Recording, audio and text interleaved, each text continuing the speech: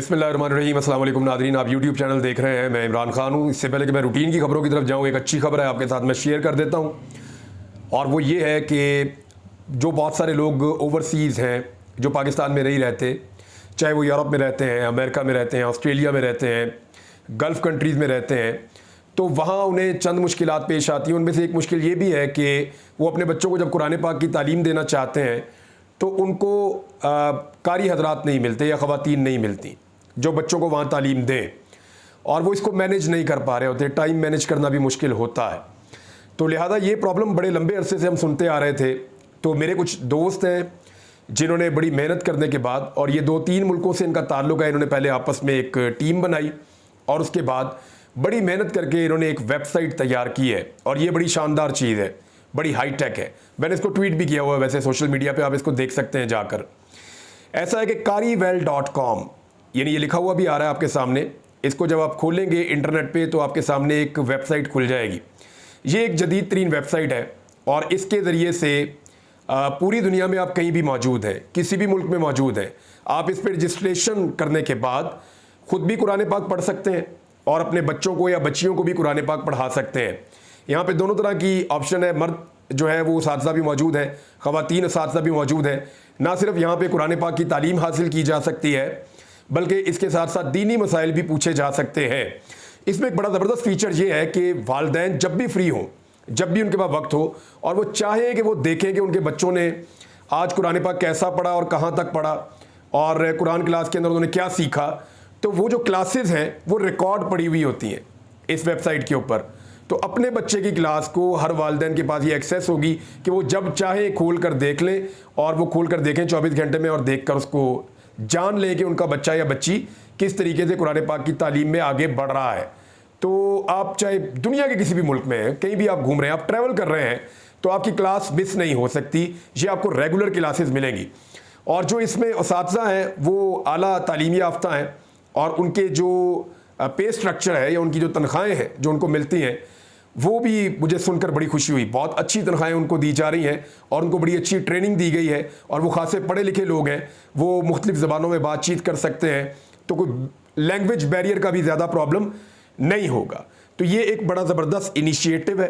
तो वो वालिदैन या वो ओवरसीज़ पाकिस्तानी जो परेशान थे, ख़ुद कुरान पाक पढ़ना चाहते हैं या अपने बच्चों को कुरान पाक की तालीम देना चाहते हैं और वो इसको मैनेज नहीं कर पा रहे, तो उनके लिए ये एक बड़ा आसान तरीका है।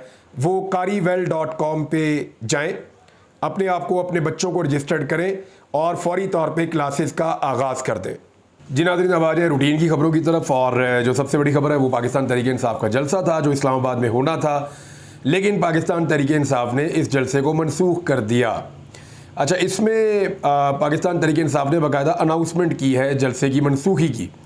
चेयरमैन पाकिस्तान तहरीक इंसाफ बैरिस्टर गौहर ने और दीगर लोगों ने साथ मिलकर एक प्रेस कॉन्फ्रेंस की और उसमें कहा कि हमने आज का जलसा मनसूख करने का फ़ैसला किया है। ये जलसा आइन के तहफ़्फ़ुज़ के लिए था। 4 महीने बाद एक NOC जारी हुआ था और वो भी अदालत के अहकामात पे हुआ था। डिप्टी कमिश्नर या चीफ़ कमिश्नर के कहने से NOC मुअत्तल नहीं हो सकता। हमने फिर भी कानून का सहारा लेते हुए इस्लामाबाद हाई कोर्ट में दरख्वास्त दायर की थी। हाई कोर्ट में जज मौजूद नहीं थे। हमने यही सोचा था कि इजाज़त लेकर जलसा करेंगे। ये फिर उन्होंने कहा जी हम दोबारा हाई कोर्ट भी गए थे लेकिन जजेस मौजूद नहीं थे, अगर मैं अदालत कह देती तो हम जाके जलसा कर देते। ये NOC अदालत के हुक्म पर मिला था पाकिस्तान तहरीक इंसाफ को, तो इसको ऐसे मुअत्तल कर देना और फिर ज़बरदस्ती चीज़ें उखाड़ कर ले जाना, फिर वहाँ पे कारकुनों की गिरफ्तारियाँ रिपोर्ट होना, और फिर जो उसकी वजह बनाएगी, वजह भी मैं आपको बता देता हूँ। लेकिन तहरीक इंसाफ या तहरीक तहफ़्फ़ुज़ आईन पाकिस्तान ने जलसे की इजाज़त ना देने पर तौहीन अदालत की दरख्वास्त दायर कर दी है। ये इस्लामाबाद हाई कोर्ट का मामला था, तो वहीं पे तौहीन अदालत की दरख्वास्त दायर हुई है और इसको सुनेंगे जस्टिस बाबर सत्तार साहब, क्योंकि उनका ही ये ऑर्डर था कि जलसा करने की इजाज़त दी जाए। अदालत में मौक़िफ़ इख्तियार किया गया कि DC इस्लामाबाद ने 4 जुलाई को अदालत को बताया कि NOC जारी कर दिया गया है, जिसके बाद आमिर मुग़ल सरकारी हुकाम को जलसागाह के दौरे पर ले जाने के लिए DC ऑफिस गए, जहां से आमिर मुग़ल को पुलिस ने गिरफ़्तार कर लिया। मज़ीद बताया गया कि इस्लामाबाद पुलिस के ट्वीट से मालूम हुआ कि जलसा का NOC मनसूख कर दिया गया है। बाद में DC इस्लामाबाद में कल NOC मनसूख करने का लेटर भेज दिया। अदालती हुक्म के बावजूद तरनौल जलसे का एनओसी मुअत्तल करना तौहीन अदालत है। अदालत एनओसी मनसूख करने वालों के खिलाफ तौहीन अदालत की कार्रवाई करे। तहरीक तहफ़्फ़ुज़ आईन पाकिस्तान को जलसे की इजाज़त ना देने पर दायर दरख्वास्त में चीफ कमिश्नर और डीसी और आईजी और एसएचओ थाना तरनौल और दीगर को फरीक बनाया गया है। उसमें कहा गया कि जलसा की इजाज़त देने के अहकाम जारी किए जाएँ दोबारा से। अब तो ये जलसा मेरे ख्याल में मुहर्रमुल हराम के दिनों के बाद होगा और अब ये एक हफ़्ता आगे चला जाएगा जलसे की डेट। बाद में फिर जलसा होगा और होगा नहीं होगा कैसे होगा ये चीज़ें आने वाले दिनों में पता चलेंगी। फरीकैन को अदालती अहकामात पर अमल दरामद का हुक्म दिया जाए और पीटीआई कारकुनों को हरासा करने से रोकने के अहकामात भी दिए जाएँ।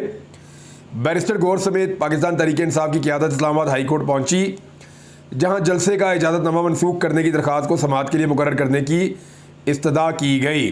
इस मौके पर उमर यूब भी थे, उमैर नियाज़ी भी थे, शहरियार आफरीदी भी थे और सनाउल्लाह मस्ती खेल भी थे और शाहिद खटक और दीगर रहनुमा पाकिस्तान तहरीक इंसाफ के वहाँ पे मौजूद थे। दूसरी जानिब इस्लामाबाद पुलिस ने भी एक अपनी मीटिंग की थी और इस हवाले से मीटिंग थी, लेकिन उसका एलामिया इस किस्म का नहीं था। लेकिन उन्होंने कहा जी हम सारे एक टीम है पुलिस वाले और मिलकर अमन व अमान की सूरत हाल को यकीनी बनाएंगे। अच्छा, वजह जो बताई गई है वो अब मैं आपके सामने रख देता हूँ कि जलसा जो ना होने की, वैसे रिएक्शन बड़ा खौफनाक आ रहा है पाकिस्तान तहरीक इंसाफ के कारकुन का, क्यों आ रहा है वो भी मैं आपको बताता हूँ। लेकिन पहले ज़रा जो हुकूमत ने वजह बताई है वो ज़रा सुन लें कि ये जलसा इस्लामाबाद में क्यों नहीं हो पा रहा। नोटिफिकेशन मुअत्तल करने का order chief commissioner Islamabad Mohammad Ali Randhawa की तरफ से जारी किया गया है। ये रंधावा साहब को आप देख लें, मोहम्मद अली रंधावा साहब ये चीफ कमिश्नर हैं इस्लामाबाद के, इन्होंने नोटिफिकेशन मुअत्तल करने का ऑर्डर जारी कर दिया। नोटिफिकेशन के मुताबिक मकामी अफराद की शिकायत और सिक्योरिटी इदारों की रिपोर्ट पर जलसे का नोटिफिकेशन मुअत्तल किया गया। आपको याद है जब जमान पार्क के बाहर पाकिस्तान तहरीक इंसाफ के कारकुन इकट्ठे हो गए थे, इमरान खान साहब की जब सिक्योरिटी वापस ले ली थी रियासत ने, तो वहाँ पे कारकुन आ गए थे सिक्योरिटी संभालने के लिए। तो उस वक्त भी जमान पार्क में कुछ खवातीन निकली और उन्होंने रोला डाल दिया कि जी ये हमारे घरों में जाने वाला रास्ता है, यहाँ पे ये कारकुन क्यों इकट्ठे हो गए हैं, जमान पार्क को ख़राब कर दिया, इनको निकाला जाए यहाँ से। वो बाद में पता चला कि उनमें से कुछ खवातीन जो हैं वो सरकारी मुलाजमीन है और वो यहाँ रहते ही नहीं, वो कहीं और रहते हैं। तो इस तरह की कार्रवाइयाँ हमने पहले भी बहुत देखी हैं। आपको याद होगा सारे मॉडल टाउन जब हुआ था तो सिर्फ चंद बैरियर्स जो कानूनी बैरियर्स थे अदालती अहकामात पर लगे हुए थे, चंद बैरियर्स हटाने के बहाने वहाँ पे पुलिस गई ऑपरेशन करने और 14 अफराद की जान ले ली थी। 100 के करीब लोगों को गोलियाँ लग गई थी, आपको याद होगा। तो इसी तरह ये भी कहा गया कि यहाँ पे भी लोग जो हैं वो मुखालफत कर रहे हैं कि यहाँ पे जलसा नहीं होना चाहिए। पाकिस्तान तहरीक इंसाफ का वर्कर पाकिस्तान के हर कोने में है, वाहिद जमात है। तो इस तरह तो पाकिस्तान में कोई भी नहीं कर सकेगा जलसा। अगर तहरीक इंसाफ का हर जगह का वर्कर लिख कर दे दे कि हम नहीं चाहते यहाँ पे नून लीग जलसा करे या पीपल्स पार्टी जलसा करे या MQM जलसा करे या फजलुर रहमान जलसा करें, वो कह सकते हैं। तो ये तो कोई बहाना ना हुआ, ये तो सिर्फ एक झूठी बात है। और साथ ये भी बताया गया कि कोई सिक्योरिटी इदारों को एक रिपोर्ट है, पुलिस ने तस्दीक की है कि 3 जुलाई को भारी मिकदार में असला और बारूद बरामद हुआ। संगजानी और तरनौल के इलाकों में इंटेलिजेंस बुनियाद पर ताहाल कार्रवाइयाँ जारी हैं। फिर DC ने इस जगह की इजाज़त क्यों दी? जलसा का तब्दील करने की इजाज़त दे देते ना कि जी आप F9 पार्क में कर लें जलसा या कहीं और आप जलसा कर लें। ऐसा नहीं किया उन्होंने, बल्कि उन्होंने जलसा होने नहीं देना था। उसके रीज़न हैं, देखें जो रिपोर्टें थी ना एजेंसियों की वो ये थी कि बहुत बड़े पैमाने पर इस्लामाबाद और रावलपिंडी के लोग निकलकर इस जलसे में शामिल हो जाएंगे। और एक रिपोर्ट ये थी कि खैबर पख्तूनख्वा से काफ़िले चल पड़े हैं, कोई कोहाट से आ रहे हैं, कोई वज़ीरिस्तान से आ रहे हैं, कोई चित्राल से जा रहे हैं, कोई एबटाबाद से जा रहे हैं। तो बहुत दूर दूर इलाकों से कारकुन निकल पड़े थे अपने काफ़िले लेकर। अब ये काफ़िले कुछ पहुंच गए, कुछ बेचारे रास्ते से वापस हुए। तो खैबर पख्तूनख्वा से तो काफ़िले आते हुए दिखाई दिए, लेकिन लाहौर से, मुल्तान से, गुजरावाला से, बाकी इलाकों से हमें कारकुन या उनके काफ़िले जाते हुए दिखाई नहीं दे रहे थे। उसका रीज़न ये है कि यहाँ पे सख्ती बहुत ज़्यादा है। दूसरा, यहाँ की क़यादत लोगों को मुतहरिक कर ही नहीं पा रही। क़यादत के ऊपर बहुत ज़्यादा जो है वो रुला पड़ा हुआ है, बहुत शोर मचा हुआ है, उस पर हम बात करते हैं। लेकिन फ़िलहाल इन्होंने कहा जी कि इस वक्त मुहर्रमुल हराम के बायस जलसे को महफूज बनाने के लिए, सिक्योरिटी फ़राहम करने के लिए अफरादी क़ुव्वत भी हमारे पास नहीं, इतने बंदे नहीं हैं कि हम सिक्योरिटी दे सकें। ये गुंजानाबाद इलाका है और हवाई अड्डे, GT रोड और मोटरवे तक रसाई का अहम मुकाम है। तो अब जो है वो इसलिए हम यहाँ पे जलसा मनसूख कर रहे हैं। ये उन्होंने वजह बताई। तहरीक इंसाफ उसके बाद अदालत में चली गई।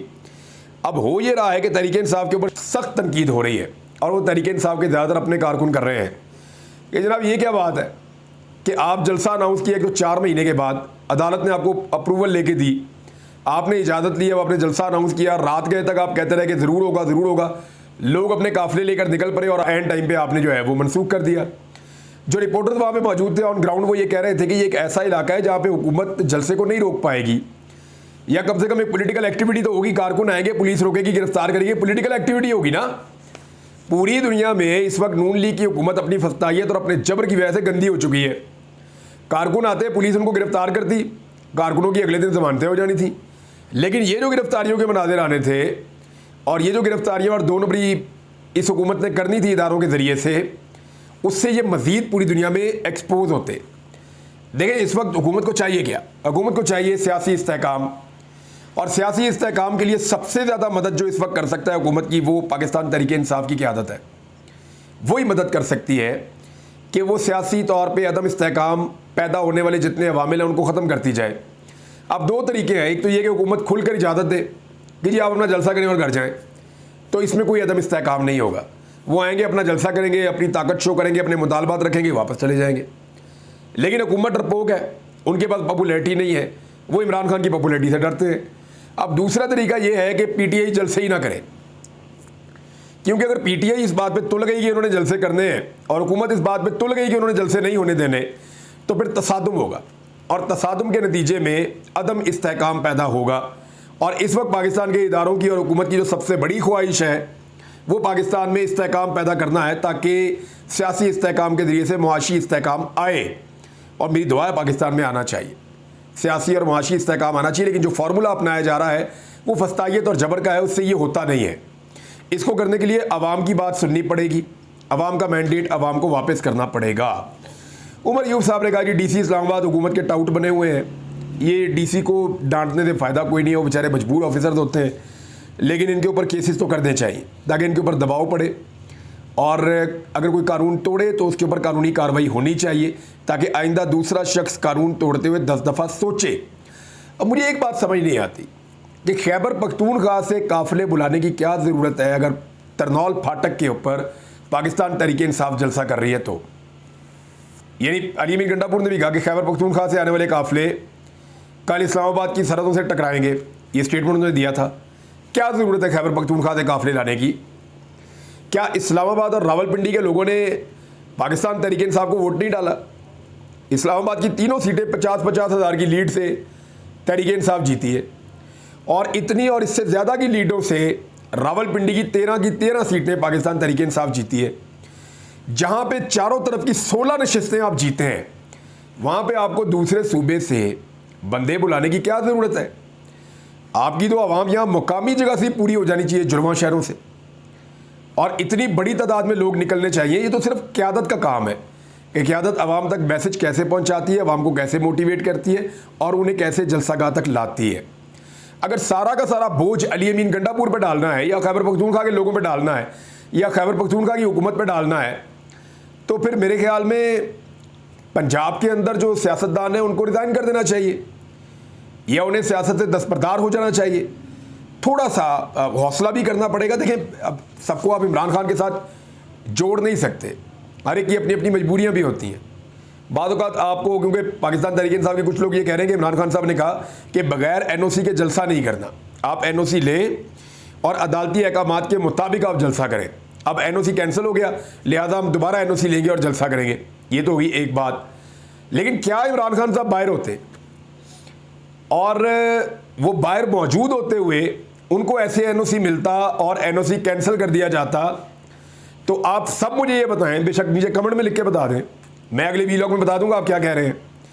तो क्या इमरान खान जिस तरह के वो सियासतदान हैं उनको NOC मिलता और बाद में कैंसिल कर दिया जाता आखिरी वक्त में, तो क्या इमरान खान अपना जलसा मनसूख कर देते या जलसे को रोक देते? ये एक बड़ा सवाल है और मेरे पास जो इसका जवाब है वो ये है कि इमरान खान कभी नहीं रोकते। यानी इमरान खान की सियासत का सबको आइडिया है। अली अमीन गंडापुर ने कहा कि हुकूमत बैसाखियों पर बैठी है, आइन और अदालतों को नहीं मान रही। उन्होंने हुकूमत गिराने की धमकी भी दी है अली अमीन गंडापुर साहब ने। उन्होंने कहा इमरान खान के खिलाफ केसेस में कुछ नहीं है, हम हमेशा शख्सियात की बात नहीं इदारों की बात करते हैं। नवाज शरीफ और आसिफ जरदारी पर भी पर्चे हैं और लीगल तरीके से उनके ऊपर पर्चे हैं। APC में शिरकत का फैसला इमरान खान साहब का है, मुज़ाकरात के लिए तैयार है, लेकिन पहले मैंडेट वापस करें। अगर इमरान खान ने भूख हड़ताल की तो ये पूरी कौम की तरफ से भूख हड़ताल होगी। देखिए, इमरान खान की जो भूख हड़ताल है ना, उसके असरात पूरी दुनिया में जाएंगे, क्योंकि अगर इमरान खान ने कहा कि मैं आज से भूख हड़ताल कर रहा हूँ तो फिर पूरे पाकिस्तान में भूख हड़ताल हो जाएगी, कारकुन करेंगे, हर जगह बैठ कर करेंगे। उसके अलावा आप ये देखेंगे कि दुनिया भर में भूख हड़ताल हो जाएगी, मुख्तलिफ मुल्कों के अंदर लोग भूख हड़ताल करेंगे, उसको सपोर्ट करेंगे, आलमी मीडिया के अंदर बड़ी बड़ी खबरें छपेंगी और हुकूमत के ऊपर बहुत ज़्यादा दबाव बढ़ जाएगा। नाज़रीन, पाकिस्तान में एक नई जमात भी लॉन्च हो गई है और मैं तफसील से बाद में इसके बारे में बात करूँगा। अवाम पाकिस्तान पार्टी है, सब्ज़ और नीले रंग का इनका झंडा है और इनका नारा है बदलेंगे निज़ाम। निज़ाम बदलने के दावे और नारे पाकिस्तान की तकरीबन हर पॉलिटिकल पार्टी ने लगाए हैं। क्या कोई बदल पाया? अब तक तो नहीं हुआ। ये पार्टी ऐसी क्या इसमें अलग है या इसमें क्या ऐसा है कि ये निज़ाम को बदल सकती है? मैं इसके ऊपर एक डिटेल में आपको वीलॉग करके बताऊंगा ये कौन लोग हैं, इन्होंने पार्टी क्यों बनाई है, इनके मकसद क्या है और ये किस तरफ लेकर जाएंगे। लेकिन इस वीलॉग में अब तक के लिए इतना ही। अपना ख्याल रखिएगा, अपने इस चैनल का भी। अल्लाह हाफ़िज़।